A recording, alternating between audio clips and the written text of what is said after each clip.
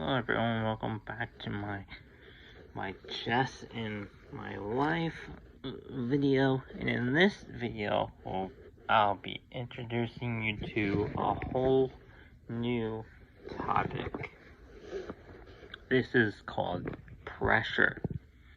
Being under pressure. So let's get it going. In the beginning of a game, everything is so easy. You just make one move, and you're not really worried about being checkmated because you just can't get checkmated. And so for your opponent. And then it starts to double. Everything starts to get a little bit, you start to wonder, well, what if I just attack the piece? Or attack it with another pawn? Or just defend my pawn. So then you go into all these choices. So say, well, I'm gonna play aggressive. And so then you do. You play aggressive, and then your opponent plays a move. But then things just start to get kind of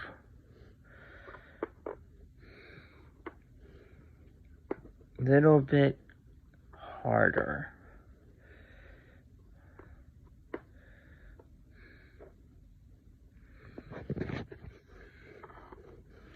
Because now you're in this position where already things are starting to look a little bit shaky. You're wondering, what can I do? What is my move here? Do I take the knight? Do I move my piece back and trade the bishops and get both bishops out? Do I leave it there and just advance my queen to d2? Do I bring my bishop back? Do I bring it all the way back? You have all these moves that you have to think about. And so does black. Black also has choices he has to make. And this is called being under pressure. And that's the hardest part about chess, is maintaining your position and your advantage, as well as maybe you don't have an advantage. Maybe everything's just even. The pieces have been traded off, but the game is as well in advance. And now you have to really think, what do you do? So sometimes when you're under pressure, you have to kind of make moves that are just, seem to make sense. So for this case, the best move here to help with time pressure and just pressure itself is to just take, because it's a piece, and those are not really doing much. You will. So here, you see that most often not, black will do it, and then you're put into pressure again. What do I do? Do I castle? And what will happen if I cancel? These are all questions that you have to consider. And sometimes the game goes on so fast that you don't even take the time to think about it. And sometimes it's harder than you think, but you have to make a decision. You have to ask yourself, what are you gonna do? What is my next move here? Am I gonna just allow black to capture the pawn and then trade off queens? Or am I gonna castle? Or am I gonna play a move like here, or the knight attacks the queen. This is a good move, actually. In this position, my best move is to bring the knight to d5 or to just castle. I think putting pressure on the d5 is best. No, you might think, why not? White's just gonna take. Well, then you just take back. And here, black has to then make a move. And this may be you. You may think that, oh, I need to take because now, on their next move, if they take, then I take. Well, the thing is, your bishop is out. You have no bishop to do that. And here's that.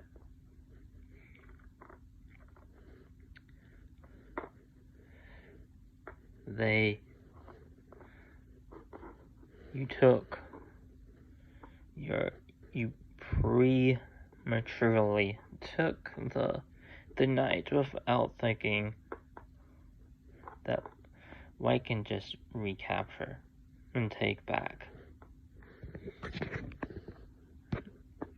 Now, here's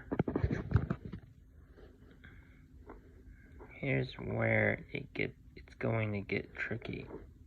Black is not going to allow you to, so after you took, black is not going to allow you to take. They're going to play a move like this. And now you have to think, what is my next move?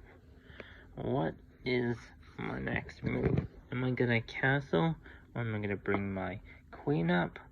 Or I'm going to kind of indirectly protect my king by bringing my knight back and exchanging.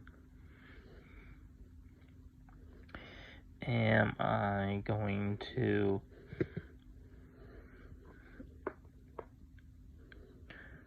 bring the knight here and check, forcing black to make a move with the king upwards, either d7 or e7, and then we take, but that's not good. And these are all moves that you have to think about. So what would be the best move here for white? Well, the best move probably would just bring the queen up to either d or e2. Why? Because as protection. Now, yes, black's gonna put you in check. You take back, and then